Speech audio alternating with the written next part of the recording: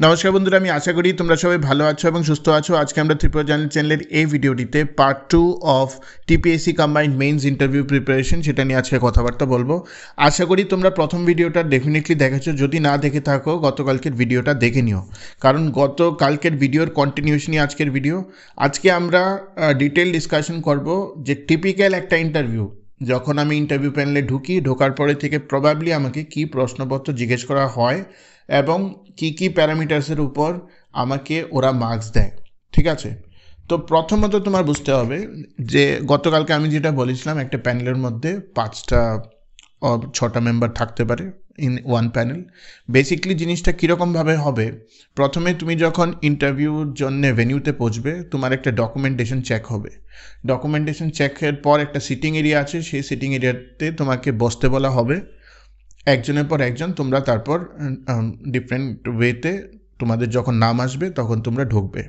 যখনই তোমরা ঢুকবে, once you are entering into the room, as you enter into the room you have to probably ask for the permission कि may I enter panel। এটা basic common etiquette, may I enter the panel আর may I enter sir, এরকমভাবে ঢোকার পর good afternoon panel, এবার is the time of the day, যখন তোমাদের interview হচ্ছে সেভাবে।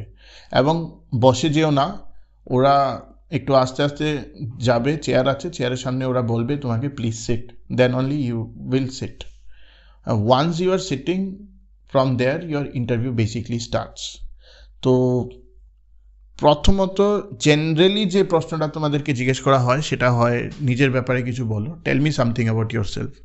তো নিজের ব্যাপারে কিছু বলো, সেটা প্রত্যেকের জন্য আলাদা। তুমি কোথা থেকে আছো, তোমার বেসিকলি তুমি কিসে পড়াশোনা করেছো, এবং তোমার কি কি মানে overall projects and everything that you have done, সেই সব জিনিস তুমি পার্ট করতে পারো in tell me something about yourself. এবং এখানে আমি বলে রাখি, tell me something about yourself নিজের ব্যাপারে বলো, এটা আমি জিআরবিটির সময় বলেছিলাম, যারা ফলো করেছে খুব ভালো মার্কস পেয়েছে। Tell me something about yourself হলো সে প্রশ্নটা যেখান থেকে তুমি ইন্টারভিউটা ড্রাইভ করছো, ইন্টারভিউ ওরা ড্রাইভ করছে না। দেখো, ইন্টারভিউ প্যানেলিস্টরা তোমাকে চেনে না, they are only meeting you for 15 minutes। how you will drive the interview পুরোটা তোমার উপর ডিপেন্ড করে। এখন tell me something about yourself, নিজের ব্যাপারে কিছু বলো, যে কোশ্চেনটা জিজ্ঞেস করবে সেটার মধ্যে যদি তুমি তোমার মেইন পজিটিভ পয়েন্টগুলি তোমার রিজিউমের হাইলাইট করতে পারো, তখন অটোমেটিকলি নেক্সট কোয়েশ্চেনগুলি সেই টপিক থেকে চলে আসবে। ঠিক আছে, যেমন ফর এক্সাম্পল আমি যদি বলি, sir my name is let's say Tripura journal, I have done my graduation from this, I have done my post-graduation in this, during my graduation I was the topper with this percentage, during my post-graduation I was a scholar in this percentage, after that I have got campus placement, I have worked for 5 years in the private industry. For a certain after a certain period of time I decided to come back to the state and to serve the people of my state, and for that reason I have come back and I have started preparing for the state services, whatever the job is, ebabe bolbe state services, and right now I have cleared this exam and I am sitting in front of you for the interview। একটা সোজা কথা, এটার মধ্যে অনেক কিছু আমি বলে দিলাম, আবার অনেক কিছু আমি রাখলামও। তো ন্যাচারালি যে নেক্সট ফ্লো অফ যে প্রশ্নগুলি আসবে, সে প্রশ্নগুলি আসবে ইদার আমার ব্যাকগ্রাউন্ড থেকে, পার্সোনাল ব্যাকগ্রাউন্ড, যেটাকে আমি হিউম্যান রিলেটেড রিসোর্স কথা বলি। কী কী আসতে পারে প্রশ্ন আসতে পারে যে তোমার বাবা মা কী করেন, ফ্যামিলি ব্যাকগ্রাউন্ডে, ফ্যামিলিতে কে ছিলেন, that is one part of the question. The other part of the question may come obviously from the educational part, like okay তুমি লেটস সে কেউ যদি ব্যাচেলার্স অফ বিজনেস অ্যাডমিনিস্ট্রেশন করে থাকে, তো ওকে ম্যানেজমেন্টের উপর প্রশ্ন বা সিচুয়েশনাল এরিয়া ওকে জিজ্ঞেস করতে পারে। কেউ যদি ইঞ্জিনিয়ারিং করে থাকে তো ও রিলেভেন্ট সাবজেক্টের উপর ওকে প্রশ্ন জিজ্ঞেস করতে পারে। কেউ যদি ব্যাচেলার ইন লিটারেচার হয়, something like let's say English honours হয় কেউ, কেউ প্রোজ অ্যান্ড পোয়েট্রির ব্যাপারে জিজ্ঞেস করতে পারে। তো all this things they can start asking accordingly. আরও কিছু প্রশ্ন জিজ্ঞেস করতে পারে যে যেহেতু ধরো তুমি let's say I have done my graduation from Pune, I have done my post graduation from Bengaluru, তো they may ask you about Pune and Bengaluru, যে পুনে এবং ব্যাঙ্গালুরুতে কোন গভর্নমেন্ট আছে এখন, পুনে এবং ব্যাঙ্গালুরুতে কোন কোন জায়গা তুমি ঘুরেছো, পুনে এবং ব্যাঙ্গালোরের ক্লাইমেটের মধ্যে তুমি কী কী ডিফারেন্স আছে সেই ডিফারেন্সগুলি তুমি পাও, and all this things they will be definitely asking you. Apart from this, যেটা আমি তোমাদেরকে বলেছি, একটা টিপিক্যাল ইন্টারভিউ স্টার্টিং হয় tell me something about yourself এবং পার্সোনাল এইচআর কোয়েশ্চেন, এটা নিয়ে 5 মিনিট কাটানো হয়। তারপরে তোমার সাবজেক্ট রিলেটেড কোয়েশ্চেন ওভার 5 থেকে 7 মিনিট তোমাকে ক্র্যাম করা হয়।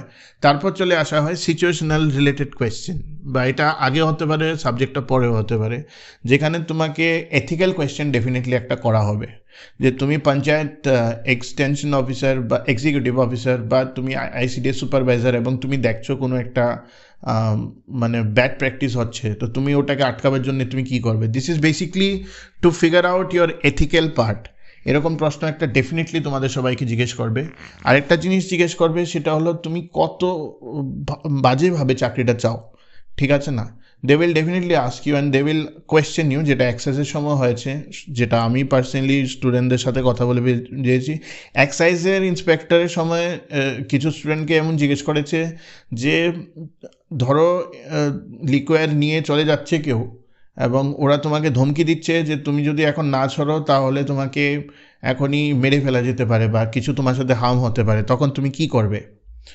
যে উত্তরটা এরকম দিয়েছে, no matter what happens, no matter what happens I will try to perform my duty. তখনই আবার ক্রস কোয়েশ্চেন করা হয়েছে, আরে 40,000 টাকার জন্য তুমি তোমার কি লাইফের কোনো মূল্য নেই স্যার? 40,000 টাকার জন্য কি তুমি তোমার লাইফ স্যাক্রিফাইস করে দেবে? তখনই যে স্টিক করতে পারিস সে পয়েন্টটাতে, না sir no matter whatever happens I will, আমার ডিউটি যেটা সেই ডিউটিটা আমি আগে করব, কর্তব্য পরায়ণ যে জিনিসটা সেই জিনিসটা আমি করব।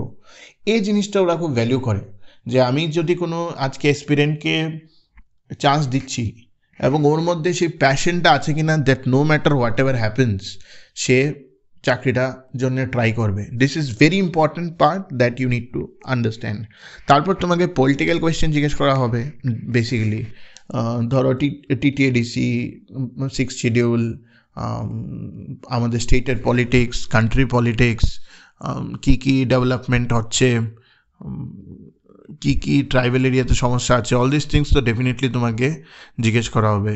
ডিপার্টমেন্ট রিলেটেড কোয়েশ্চেন, যেগুলো আমরা বাঞ্চ অফ কোয়েশ্চেন বানাবো, সাবসিকুয়েন্ট ভিডিওসে বানাবো, সেগুলি করা হবে। আরও কিছু মিসলিনিয়াস কোয়েশ্চেন, তোমাকে র্যান্ডম কোয়েশ্চেন করা হবে স্টেটিক ত্রিপুরা, নর্থ ইস্ট সেরকম জায়গা থেকে। তো এটা হবে আমার মতে ওভারঅল মানে কথা। এবং এখানে আমি বলে রাখি, যদিও প্রত্যেকের ইন্টারভিউয়ের মধ্যে ইন্ডিয়া এবং ওয়ার্ল্ডের উপর কারেন্ট অ্যাফেয়ার্স জিজ্ঞেস করা হয় না, কিন্তু 10 জনের মধ্যে 7 জনের ইন্টারভিউতে দেখা গেছে যে কারেন্ট অ্যাফেয়ার্সের উপর ওরা জোর দিয়েছে, ঠিক আছে।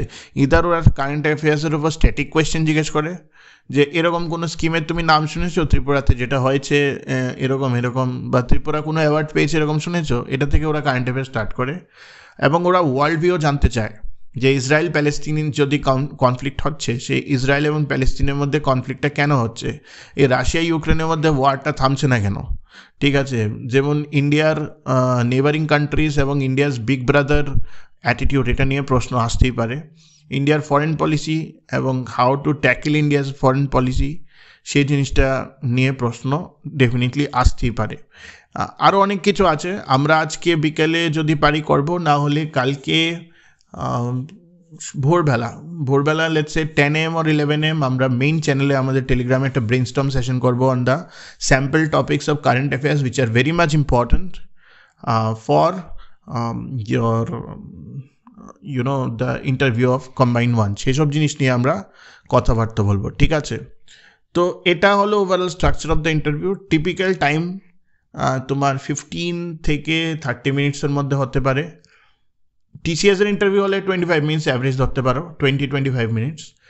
যদি যেহেতু অনেকগুলি ক্যান্ডিডেট আছে, 1300 ক্যান্ডিডেটের ইন্টারভিউ নিতে হবে, তো আমার যেটা ধারণা সেটা তুমি ধরতে পারো মিনিমাম 15 মিনিটস অ্যাভারেজ। 15 মিনিট নেবে, ওরা টাইম নেবে, দে আর নট ইন এ হারি, দে ওয়ান্ট টু জাজ। এবং আমি তোমাদের একটা কথা বলে রাখি ফাইনালি, ইন্টারভিউয়ার এম তোমার হতে হবে যে you need to get 16 out of 20 no matter what. এখানে এটা ম্যাটার করে না। তুমি যদি সেই ব্যাগ অ্যান্ড ব্যাগেজ নিয়ে যাও যে আরে স্যার আমার তো রিটার্নের একটু খারাপ হয়েছে, আমি কি করুম, you never know what is going to happen. ঠিক আছে, তুমি কত নাম্বার পাচ্ছ তুমি জানো না। এবং মনে রাখবে তোমরা প্রত্যেকে 1315 জন যারা এলিজিবল আছো এর মধ্যে একজন সিডিপিও পাবে, একটা পোস্ট আছে তো সিডিপিওর, তো একজন সিডিপিও পাবে। সো তোমার এইমটা সবসময় থাকতে হবে যে যেহেতু আমি কোয়ালিফাই করেছি, no matter what happens I will try to get 16 out of 20, মানে আমার ইন্টারভিউটা বেস্ট হতে হবে। কোনো ইফস, কোনো বাটস, কোনো রকম মাথার মধ্যে সংশয় নিয়ে চলবেই না যে তোমার 12 পেলেও চলবে, 10 পেলেও চলবে, হবে না। এইম সবসময় 16 পেতে হবে 20-তে। তারপরে যেটা যার ডেস্টিনি সেটা ওর ডেস্টিনি মানে ডিসাইড করবে। ঠিক আছে, তো এই জিনিসটা মাথায় নিও। আমাকে কালকে থেকে অনেক ক্যান্ডিডেটরা বলছিল যে স্যার আমার তো একটু খারাপ হয়েছে, তো আমি কি 16-17 প্ল্যান করতাম, আবার কইতেছে আমার তো অনেক ভালো হয়েছে স্যার পরীক্ষা, তো আপনার কি মনে হয় 10-12 পাইলেই হয়ে যাব? এইরকম বোকামি ইন টার্মস অফ স্ট্র্যাটেজি করাটা একটা ম্যাচিওর্ড ক্যান্ডিডেটকে মানায় না। Hour job is to give to the best of our abilities. ঠিক আছে, পাবো কি পাবো না আমি জানি না, ঠিক আছে, কিন্তু আমি ইন্টারভিউ দিয়ে বেরিয়ে I need to B satisfied. আমি যাতে নিজের চোখে চোখ রেখে বলতে পারি যে আমি যেটা দিয়েছি সেটাই আমি বেস্ট ইন্টারভিউ দিয়েছি, এরপরে যেটা হবে সেটা ভগবানের হাতে। সোজা কথা, that is the strategy you should follow. তো আমরা একটা ব্রেইনস্টর্ম সেশন করবো নেক্সট, এবং নেক্সট উইক থেকে we will roll out the interview schedules. ঠিক আছে, like, share and subscribe Tripura journal.